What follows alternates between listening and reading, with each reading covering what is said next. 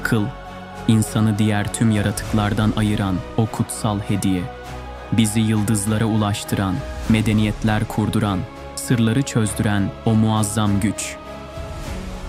Peki ya o akıl, kendi kibrinin esiri olursa ne olur? Ya bir zihin, hakikati görecek kadar keskin ama onu kabul etmeyecek kadar gururluysa? O zaman akıl bir rehber olmaktan çıkar, en tehlikeli düşmana, en karanlık zindana dönüşür.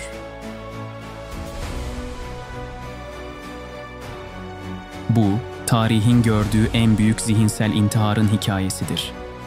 Bu, yaşadığı toplumda bilgeliğin babası olarak anılan, zekasıyla herkesi kendine hayran bırakan bir adamın, nasıl adım adım cehaletin babasına dönüştüğünün, aklını nefsine ve kibrine nasıl kurban ettiğinin trajedisidir.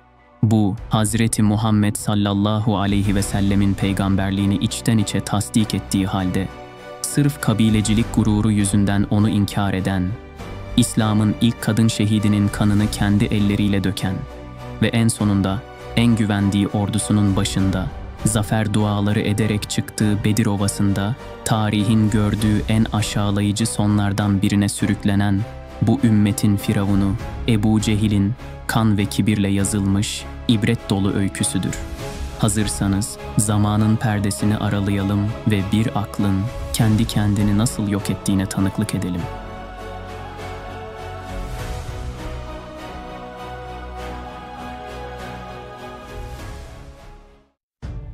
Hikayemizin merkezindeki adamı, Amr bin Hişam'ı anlamak için önce onun lakabının hakkını nasıl verdiğini görmeliyiz. O, sıradan bir kabile lideri değildi. Henüz 30'lu yaşlarında olmasına rağmen, Kureyş'in en karmaşık siyasi ve ticari sorunlarında aklına başvurulan Darun Nedve'ye girebilme ayrıcalığına en genç yaşta sahip olmuş bir dahiydi. Fikirleri o kadar isabetli, öngörüleri o kadar keskindi ki Mekke halkı ona saygıyla Ebul Hakem diyorlardı. Hikmetin babası, doğru karar verenlerin atası. O, Mekke'nin kurulu düzeninin yani putperestliğe dayalı aristokratik ve ticari sistemin mükemmel bir ürünü ve en parlak savunucusuydu. Zekası, bu sistemi daha da güçlendirmek, kervan yollarını güvence altına almak ve Kureyş'in Arap Yarımadası'ndaki prestijini artırmak için çalışıyordu. Onun dünyasında her şey mantıkla, güçle ve kabile onuruyla ölçülürdü. İnanç, sadece atalardan kalan bir gelenek ve toplumu bir arada tutan bir araçtı. Bu rasyonel ve pragmatik zihin, metafizik bir çağrıyı, göklerden gelen bir sesi, hele de kendi kabilesinden olmayan, kendi kontrolü dışındaki bir yetimden gelen bir hakikati asla kabul edemeyecekti. Onun için en büyük tehlike Bizans veya Sasani orduları değil, kendi kurduğu bu mantık ve kibir dünyasını sarsacak olan o ilahi oku emriydi.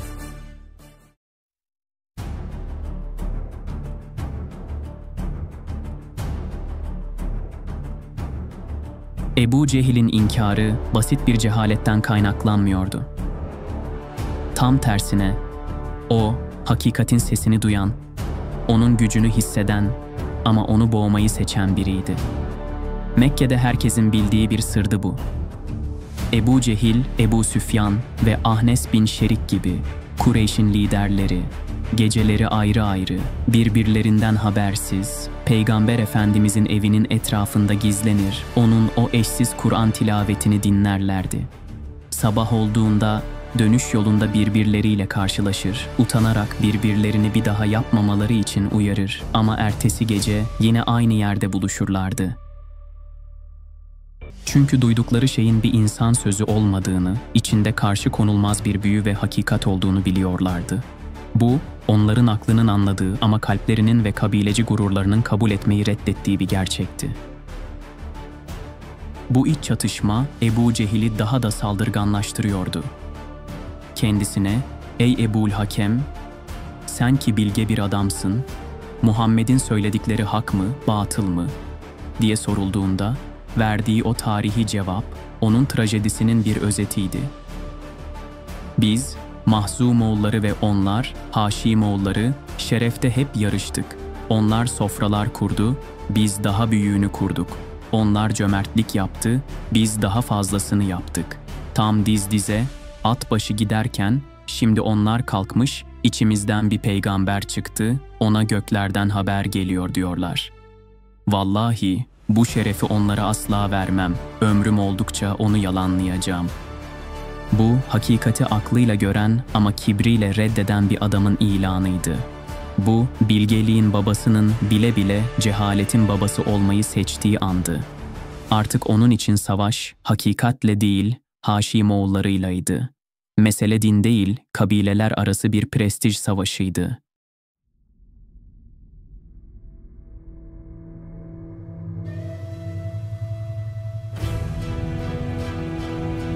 Ebu Cehil'in zekası, inkarını bir eylem planına dönüştürdü. O, Mekke'deki Müslümanlara yönelik zulüm hareketinin sadece bir parçası değil, beyni ve stratejisti oldu. Onun zulmü, Ebu Leheb gibi fevri ve kişisel değil, soğukkanlı, planlı ve sonuç odaklıydı. Hedefinde ise her zaman en savunmasız olanlar vardı. Köleler, fakirler ve kimsesizler. Çünkü biliyordu ki, piramidin en altını çökertirse, en üstü de sarsılırdı.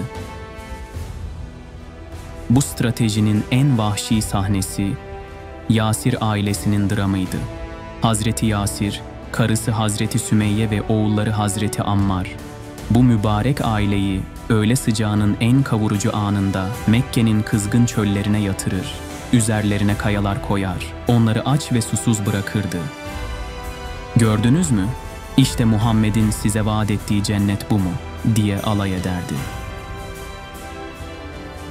Amacı sadece acı çektirmek değil, onların imanı üzerinden diğer Müslümanlara bir korku mesajı vermekti.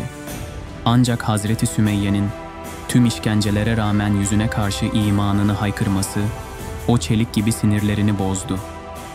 O an, bilgeliğin babasının içindeki canavar tamamen ortaya çıktı. Kontrolünü kaybederek elindeki mızrağı o yaşlı ve savunmasız kadına sapladı. Böylece İslam'ın ilk kadın şehidinin katili olarak tarihin en karanlık sayfalarına adını yazdırdı. Bu, onun sadece bir fikir düşmanı değil, aynı zamanda soğukkanlı bir katil olduğunun da kanıtıydı. Artık geri dönüşü olmayan bir yola girmişti. Her komplonun, her tuzağın, her zulmün arkasındaki o karanlık deha Ebu Cehil'di.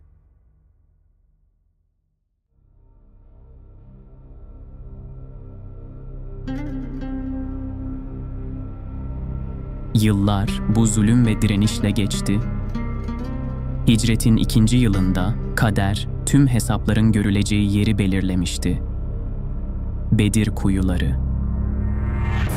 Kureyş'in ticaret kervanının tehdit altında olduğu haberi geldiğinde Mekke'de savaş meclisi toplandı. Bazı liderler kervan kurtulduğu için geri dönmeyi teklif etse de Ebu Cehil o meşhur kibrini bir kez daha konuşturdu. Ayağa kalktı ve kükredi. "Vallahi geri dönmeyiz. Bedir'e kadar gidecek, orada 3 gün kalacak, develer kesecek, şaraplar içip şarkıcı kadınları dinleyeceğiz. Bütün Araplar bizim bu toplanmamızı ve gücümüzü duysunlar ve bizden sonsuza dek korksunlar." Bu bir savunma değil, bir güç gösterisi, bir yok etme yeminiydi. Ordusunun sayısal üstünlüğüne, silahlarının gücüne körü körüne inanıyordu. Kibir, onun stratejik dehasını köreltmişti. O, artık bir komutan gibi değil, yenilmez olduğuna inanan bir tiran gibi davranıyordu.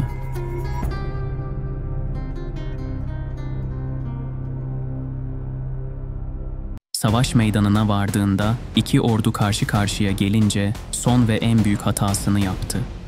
Ellerini gökyüzüne kaldırdı ve tüm ordusunun duyacağı şekilde alaycı bir kahkahayla dua etti. "Ey Allah'ımız, bu iki ordudan hangisi sana daha sevgili ise, hangisi daha doğru yolda ise ona yardım et. Akrabalık bağlarını koparan, bize bilmediğimiz şeyler getiren şu topluluğu, Müslümanları, bugün perişan et. Hangimiz daha zalimsek, onu bu sabah helak et." Bu, kendi kaleminden çıkan bir ölüm fermanıydı. Kendi ağzıyla ilahi mahkemeden adalet istemişti. Ve adalet, onun hiç beklemediği bir şekilde tecelli etmek üzereydi.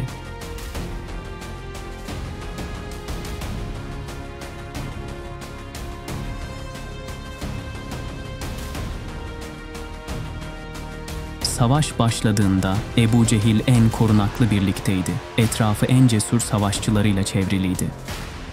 Ama kader, ona en beklemediği, en onur kırıcı sonu hazırlamıştı. Onu, Hazreti Hamza veya Hazreti Ali gibi İslam'ın en büyük kahramanları değil, henüz savaş tecrübesi bile olmayan Medineli iki genç delikanlı, Afra Hatun'un oğulları Muaz ve Muavviz hedef aldı. Abdurrahman bin Avf'a, "Amca, bize Ebu Cehil'i göster" diye sordular. Hedefleri, İslam'ın en büyük düşmanını devirmekti. Ve o iki genç, birer şahin gibi Ebu Cehil'in üzerine atılıp, onu ölümcül şekilde yaralayarak atından düşürdüler. Mekke'nin en büyük komutanı iki çocuk tarafından savaş dışı bırakılmıştı. Savaş bittiğinde Peygamber Efendimiz, "Gidin bakın, Ebu Cehil ne haldedir?" dedi. Sahabeler onu ölülerin ve yaralıların arasında ararken onu bulan kişi, kaderin bir başka ironisiyle bir zamanlar Mekke'de zayıf ve çelimsiz olduğu için Ebu Cehil'in hor gördüğü, dövdüğü ve aşağıladığı Abdullah bin Mesud oldu.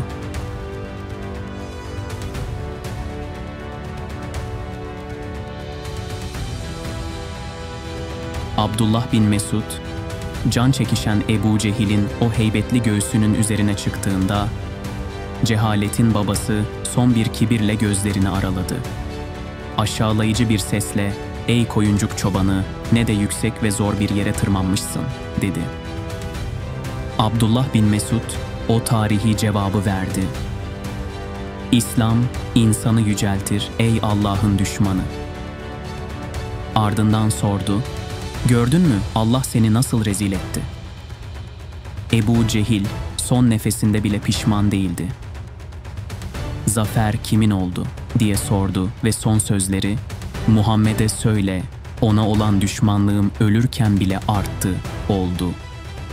Böylece bu ümmetin firavunu, hor gördüğü bir çobanın eliyle kendi lanetli duasının tecelli ettiği Bedir Ovası'nda o kibir ve nefret dolu hayatını sonlandırdı.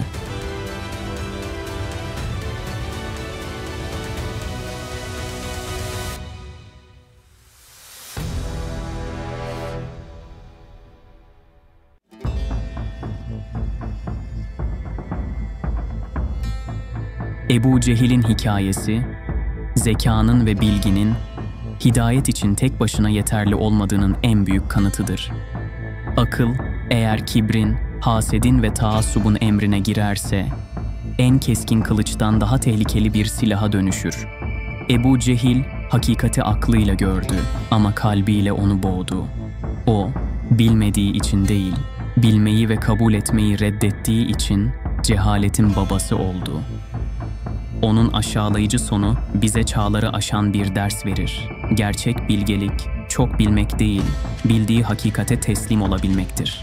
Gerçek liderlik, orduların büyüklüğüyle değil, adaletin ve ahlakın büyüklüğüyle ölçülür. Ve en önemlisi, kimse kendi kibrinden daha büyük değildir.